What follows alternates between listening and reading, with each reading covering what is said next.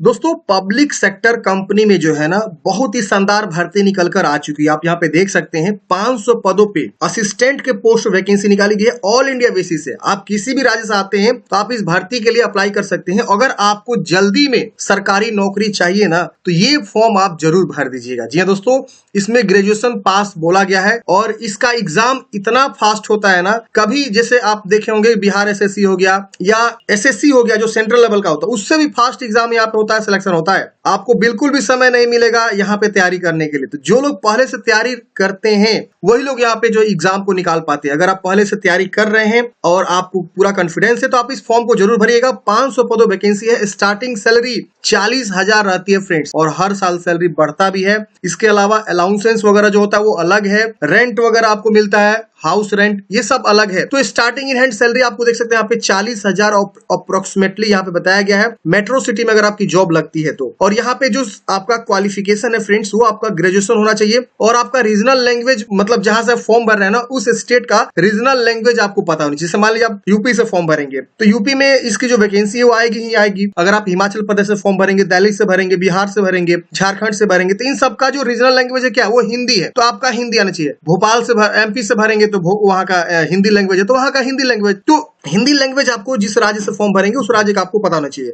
Form भरते समय ही पूछा जाएगा कि आप किस राज्य से अप्लाई करना चाहते हैं, तो वहां का जो है रीजनल लैंग्वेज आपको पता होनी चाहिए, बस इतना ही। और आप जो है ग्रेजुएशन स्तर पे या मैट्रिक स्तर पे या इंटर स्तर पे इंग्लिश लैंग्वेज पढ़े होने चाहिए, इंग्लिश की जानकारी होनी चाहिए आपके पास, बस जानकारी, ये नहीं कि बोलना और लिखना ऐसा कुछ नहीं है, बस आपको पढ़े होने चाहिए। और आपकी उम्र 1 दिसंबर 2024 को यहाँ पे काउंट करे जा रहे हैं, जो कि 21 वर्ष मिनिमम और मैक्सिमम यहाँ पे 30 वर्ष रखा गया है। अपर एज में भी छूट मिलेगा, मैं आपको अभी बताऊंगा। यहाँ पे सबसे पहले हम बात करते हैं शॉर्ट नोटिफिकेशन के बारे में, जो कि ऑनलाइन यहाँ पे जो स्टार्ट होगा वो 17 दिसंबर से स्टार्ट होगा और 1 जनवरी 2025 तक आप जो फॉर्म को अप्लाई करेंगे ऑनलाइन मोड में आपके फॉर्म भरे जाएंगे। और जैसे आपका 1 जनवरी 2025 तक लास्ट डेट है ना फ्रेंड्स, तो आपका जनवरी लास्ट में ही एग्जाम के लिए एडमिट कार्ड जारी हो जाएगा और फरवरी में हो सकता है कि आपका जो है एग्जाम भी कंडक्ट हो जाए। जब इसका फुल नोटिफिकेशन आएगा उसी समय आपको जो है सारी इंफॉर्मेशन पता चल जाएगा कि कब आपका एग्जाम होगा और कब आपका एडमिट कार्ड आएगा। 500 पदों पे शानदार भर्ती है फ्रेंड्स, मैं कहूंगा कि आप फॉर्म जरूर भरिएगा। कंपनी का नाम है the new India insurance company limited. ये भारत सरकार की जो है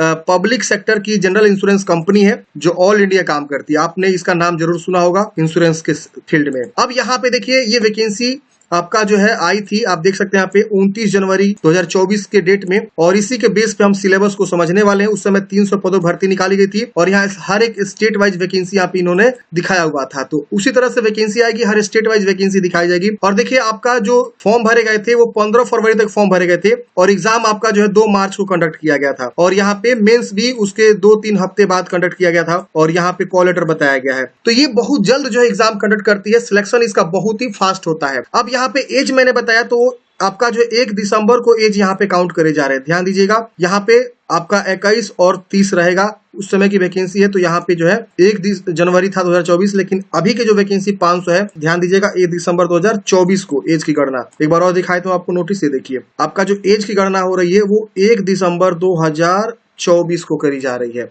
ठीक है ना। अब इसमें अपर एज में छूट मिलता है, जैसे कि SC ST को 5 साल, या अगर किसी का SC ST कैंडिडेट्स है तो उनका उम्र हो जाएगा 21 से लेकर 35 वर्ष, तो भी वो फॉर्म को फिलअप कर सकता है। OBC का यहाँ पे एज हो जाएगा 21 से लेकर यहाँ पे 33 ईयर्स, वो यहाँ पे फॉर्म भर सकते हैं। इसी तरह से विकलांग के लिए 10 ईयर्स की छूट है, एक्स सर्विसमैन के लिए 45 ईयर्स मैक्सिमम उम्र सीमा में छूट है, और विडो और डिवोर्स वुमेन के लिए 5 ईयर्स, और एग्जिस्टिंग एम्प्लॉय है न्यू इंडिया इंश्योरेंस कंपनी में, उनके लिए 5 ईयर्स का एज लिमिट में यहाँ पे छूट रखा गया है। एजुकेशनल क्वालिफिकेशन में बताया गया फ्रेंड्स, आप ग्रेजुएशन किसी भी विषय से पास किए हैं तो आप इस भर्ती के लिए फॉर्म अप्लाई कर सकते हैं। और आप जो है मैट्रिक स्तर या इंटर स्तर या इंटरमीडिएट स्तर या ग्रेजुएशन लेवल तक आप जो कम से कम इंग्लिश सब्जेक्ट आप जो है पास होने चाहिए। तो सबको इंग्लिश लैंग्वेज पढ़ता है, या तो ग्रेजुएशन में पढ़ेगा या तो मैट्रिक में पढ़ेगा, तो इंटर में हर हाल में रहता ही रहता है लैंग्वेज में। इसकी वजह से आपको knowledge of reading, writing and speaking जो हो रीजनल लैंग्वेज आनी चाहिए जो आप फॉर्म भर रहे हैं, जहां से आप फॉर्म भर रहे हैं। तो मैंने आपको स्टार्टिंग में बताया कि जिस भी राज्य से आप फॉर्म भरेंगे उस राज्य का जो है रीजनल लैंग्वेज आपको पता होना चाहिए। तो ये था कुछ जनरल इन्फॉर्मेशन क्वालिफिकेशन को लेकर, एलिजिबिलिटी को लेकर। अब बात आती है सिलेक्शन प्रोसेस के बारे में। देखिए ये लोग SC ST OBC को और विकलांग को जो है प्री एग्जामिनेशन का ट्रेनिंग भी देते हैं ऑनलाइन, यानी अगर आपको इसकी तैयारी करनी है तो ये बैंक वाले भी खुद यहाँ पे तैयारी करवाते हैं, थोड़ा सा 2 हफ्ते का क्लास चलवाते हैं लोग, जो ऑनलाइन होता है। सिलेक्शन प्रोसेस की बात करें, 2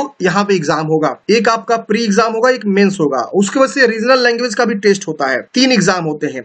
रीजनल लैंग्वेज जो होता है वो क्वालिफाइंग इन नेचर होता है, सिर्फ उसमें क्वालिफाई करना होता है, उसका मार्क्स नहीं जुड़ता है फाइनल मेरिट लिस्ट में। प्री एग्जाम भी आपका जो है सिर्फ क्वालिफाइंग इन नेचर है, आप क्वालिफाई करेंगे उसकी वजह से आपका मेंस एग्जाम का कॉल लेटर आएगा। जो फाइनल मेरिट लिस्ट बनता है फ्रेंड्स वो आपका मेंस एग्जाम पे बनता है। तो प्री एग्जाम आप जैसे ही देंगे उसमें आपका 100 मार्क्स होगा और 3 सेक्शन होंगे। इंग्लिश लैंग्वेज के 30 क्वेश्चन 30 मार्क्स के, हर एक सेक्शन में आपको समय मिलेगा, 20 मिनट में आपको सॉल्व कर लेना है। Test of reasoning 35 question 35 marks के 20 मिनट समय मिलेगा। इसके वजह से test of numerical ability 35 question 35 marks के 20 मिनट समय मिलेगा।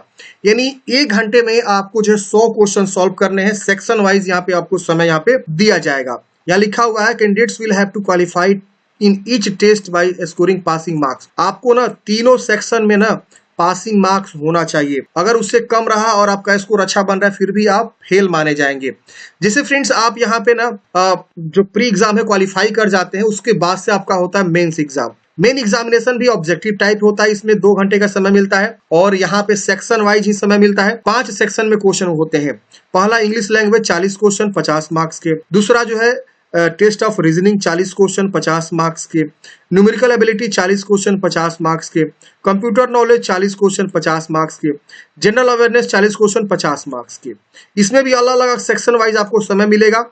अप्रोक्सीमेटली 2 घंटे आपको समय यहाँ पे मिलेंगे सभी क्वेश्चन सॉल्व करने के लिए। 200 क्वेश्चन आपके 250 मार्क्स के, 200 क्वेश्चन 2 घंटे। अब यहाँ पे बताया गया है कि आपको इसमें भी जो है each candidates will require to obtain minimum total score. जो मिनिमम टोटल स्कोर होता है वो आपको जो है एक्वायर करना है इन मेन एग्जामिनेशन। बाकी मेरिट पे ही आपका सिलेक्शन होता है।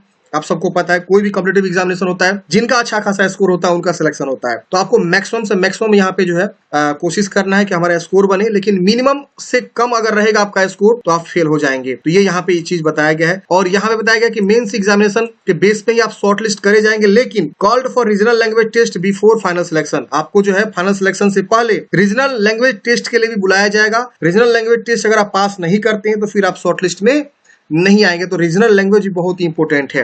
यहाँ लिखा गया final selection will be made on the basis of performance in the online main examination subject to qualify the regional language test. आपका जो है रीजनल लैंग्वेज टेस्ट जो है क्वालिफाई होना जरूरी है, लेकिन आपका जो फाइनल मेरिट लिस्ट बनेगा वो आपका जो मेन एग्जाम होगा उसके बेस पे बनेगा।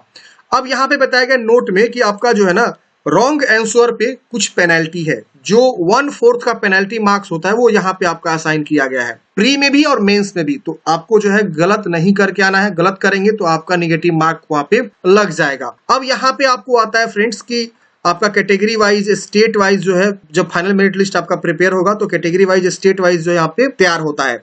तो फॉर्म भरने से पहले आपको सोच समझ के फॉर्म भरना है कि हम किस राज्य से फॉर्म भरें, किस राज्य से फॉर्म नहीं भरें, कौन सा बेहतर रहेगा, कहाँ का जो है कट ऑफ कम जा सकता है, ये थोड़ा सा आपको जो है सोचना होगा। जब वैकेंसी आएगी ना तो मैं भी डिस्कस कर लूंगा, क्योंकि वहां पे जब वैकेंसी आती है ना तो 500 पोस्ट है, आप सबको पता है। तो 500 पोस्ट में उस समय पता चल जाएगा कि किस राज्य में कहाँ कितनी वैकेंसी दे रखा हुआ है, तो उस समय ही पता चलेगा। अब यहाँ पे कुछ और इंपॉर्टेंट बातों के बारे में बात करते हैं। रीजनल लैंग्वेज टेस्ट यहाँ बताया गया है और यहाँ पे रीजनल टेस्ट का जो है यहाँ पे कोई स्कोर आपको नहीं दिया जाता है, यहाँ पे जो है बताया गया है। ये सिर्फ क्वालिफाइंग इन नेचर होता है। इसकी वजह से लिस्ट ऑफ डॉक्यूमेंट्स वेरिफिकेशन, जब आपका रीजनल लैंग्वेज टेस्ट होगा उस समय आपका जो है ना डॉक्यूमेंट्स वेरिफिकेशन भी होता है। तो ओरिजिनल और साथ साथ उसका जो है फोटो कॉपी भी आपको लेकर जानी होती है। क्या क्या लेकर जानी होती है? तो print out of call letter, regional language test के लिए एडमिट कार्ड आएगा वो आपको लेके जाना है।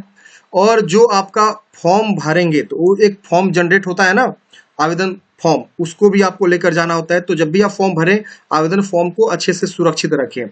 और उसके बाद से डेट ऑफ बर्थ का प्रूफ लगेगा जो आप मैट्रिक का सर्टिफिकेट देंगे। Original and photo copy of identity proof, identity proof में जैसे आधार, पैन, वोटर आईडी कार्ड, इसमें से कोई आईडी प्रूफ आपको लेकर जानी है, उसका ओरिजिनल और उसका फोटो कॉपी। इसकी वजह से जो है ग्रेजुएशन का जो है मार्कशीट और सर्टिफिकेट आपको लेकर जानी है। इसके बाद से आपको जो है कास्ट सर्टिफिकेट भी लेकर जानी होती है अगर आप SC ST OBC से आते हैं तो, गवर्नमेंट ऑफ इंडिया यानी सेंट्रल लेवल वाला। इसकी वजह से आपको OBC सर्टिफिकेट लेकर जानी है, NCL वाला अगर आप OBC से बिलोंग करते हैं तो। अगर आप जो है विकलांग है तो विकलांग सर्टिफिकेट आपको लेकर जानी है, एक्स सर्विसमैन है तो एक्स सर्विसमैन आपको लेकर जानी है। EWS से आते हैं तो EWS सर्टिफिकेट आपको जो है प्रोड्यूस करना होगा। ये सब सेंट्रल लेवल वाला ही चाहिए आपको। इसकी वजह से अगर आप जो है पहले से कहीं गवर्नमेंट में या पब्लिक सर्विस में काम कर रहे हैं तो उसका जो है आपको यहाँ पे देना होगा कि आपको डॉक्यूमेंट्स देना होगा, NOC जिसको बोलते हैं कि हमें कोई ऐतराज नहीं है, आप वहाँ काम कर सकते हैं। एक्सपीरियंस सर्टिफिकेट कोई आपके पास है तो एक्सपीरियंस दे सकते हैं। और यहाँ पे आपको एनी अदर कोई रिलेवेंट डॉक्यूमेंट है जो एलिजिबिलिटी में सपोर्ट करता हो तो भी आप यहाँ पे दे सकते हैं। तो ये डॉक्यूमेंट्स हो गया। बात करते हैं एग्जामिनेशन सेंटर आपका कहाँ पड़ेगा।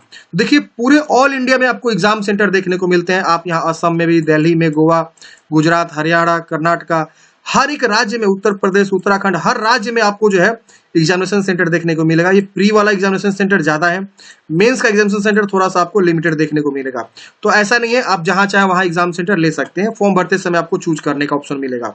एप्लीकेशन फी की बात करें तो SC ST विकलांग के लिए 100 रुपये आवेदन शुल्क है, और बाकी जो कैंडिडेट्स होते हैं जनरल, EWS, OBC, उनको जो है 850 रुपये एप्लीकेशन फी यहाँ पे लगते हैं। अब यहाँ पे बताया गया कि आपको कौन कौन से डॉक्यूमेंट्स लगेंगे फॉर्म भरते समय। तो photograph, signature, left thumb impression आपको अपलोड करना है। ध्यान रहे कैपिटल लेटर में बहुत सारे लोग जो है यहाँ पे सिग्नेचर कर देते हैं, वो एक्सेप्ट नहीं करे जाएंगे, गलती हो जाएगा। फॉर्म भरते समय आपको जो है हैंड रिटन डिक्लेरेशन देना होता है। तो ये आपको जो है क्या करना है, हैंड रिटन में लिख के जो है स्कैन करके अपलोड करना होता है फॉर्म भरते समय। लेफ्ट थंब इंप्रेशन भी आपको यहाँ पे क्या करना है, व्हाइट पेपर पे ब्लैक या ब्लू इंक से लगा के अंगूठे का निशान, और आपको स्कैन करके अपलोड करना होता है। और व्हाइट पेपर पे आपको जो है ब्लैक इंक से सिग्नेचर लगता है, फोटोग्राफ लगता है। फोटोग्राफ रिसेंट कलर होना चाहिए। इसकी बस यहाँ पे पेमेंट फी जमा करने के लिए आपको बहुत सारे ऑप्शन मिल जाते हैं, जैसे नेट बैंकिंग, गूगल पे, फोन पे, सब चीज मिल जाता है, QR कोड वगैरह मिल जाता है। तो इस तरह से फ्रेंड्स हमने बात किया पूरे इन्फॉर्मेशन के बारे में। आपका जब सिलेक्शन होता है तो प्रोविएशन पीरियड रहता है कम से कम 6 महीने, और आपकी जो सैलरी होती है यहाँ पे आप देख सकते हैं बताया गया है। यहाँ पे आपको सैलरी बताया गया 37,000 per month in the initial stage, यानी स्टार्टिंग में आपको मेट्रो सिटी में आपको मिलता है। अदर अलाउंसेस में very depending upon the place of posting, कहाँ पे आपकी पोस्टिंग हो रही है वहां पे भी डिपेंड करता है अलाउंसेस वगैरह को लेकर। तो स्टार्टिंग सैलरी मोटा मोटी आप मान के लिए 40,000 आपको यहाँ पे मिलता है। बाकी आपको जो ग्रुप मेडिकल पॉलिसी, इसके अलावा से hospitalisation expansion, travel leave subsidy, इसके अलावा अदर स्टाफ वेलफेयर स्कीम, बहुत सारी चीजें आपको जो है अदर यहाँ पे मिलता है। डोमेंशियरी मेडिकल बेनिफिट्स मिल जाता है, लमसम यहाँ पे, ये सारी चीजें आपको अलाउंसेस में ऐड होते हैं। तो आई होप आप लोग समझेंगे फ्रेंड्स। इस वैकेंसी का फॉर्म अगर आप एलिजिबल हैं तो जरूर भरिएगा। जो लोग बैंकिंग की तैयारी कर रहे हैं वो इस एग्जाम को जरूर भरते हैं, और उसके लिए जो है तैयारी पहले से करते रहते हैं, क्योंकि ये बैंकिंग वाला ही सारा चीज यहाँ पे जो है आपका सिलेबस देखने को मिलता है। आई होप आप लोग समझे होंगे फ्रेंड। जैसे आवेदन स्टार्ट होगा हम प्रॉपर एक वीडियो बना के बता देंगे कैसे फॉर्म को भरना है। फुल नोटिफिकेशन जो 17 तारीख को ही जारी होता है, 17 दिसंबर को फुल नोटिफिकेशन आ जाएगा, और 1 जनवरी 2025 तक आप लोग फॉर्म को अप्लाई करने वाले हैं। मिलते हैं किसी नेक्स्ट वीडियो में। जय हिंद, आपका दिन शुभ हो।